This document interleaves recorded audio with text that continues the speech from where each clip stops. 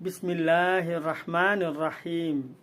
ಎಹ್ರಾಮ್ ಹಾಕಿಕೊಳ್ಳುವ ಮೊದಲು ಖುಷ್ಬು ಹಚ್ಚುವುದು ಅಂದರೆ ಇತ್ತರ್ ಹಚ್ಚುವುದು. ಹಜರತ್ ಮಾ ಐಷಾ ರದಿಯಲ್ಲಾಹು ತಆಲಾ ಅನ್ಹಾರವರು ಹೇಳುತ್ತಾರೆ, ಅವರು ಸರ್ವರೇ ಕಾಯಿನಾತ್ ಸಲ್ಲಲ್ಲಾಹು ಅಲೈಹಿ ವಸಲ್ಲಂರವರಿಗೆ ಎಹ್ರಾಮ್ ತೊಡುವ ಮೊದಲು ಮತ್ತು ಎಹ್ರಾಮ್ ಬಿಚ್ಚಿದ ಮೇಲೆ ಖುಷ್ಬು ಹಚ್ಚುತ್ತಿದ್ದರು. ಅದರಲ್ಲಿ ಘಮಘಮಿಸುವ ಮುಷ್ಕು ತುಂಬಿರುತ್ತಿತ್ತು.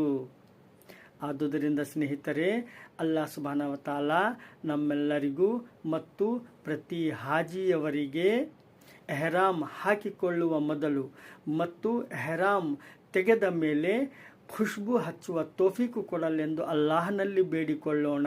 ಆಮೀನ್. ಮಿಷ್ಕಾತ್ನಿಂದ ರಿವಾಯತ್ ಇದೆ.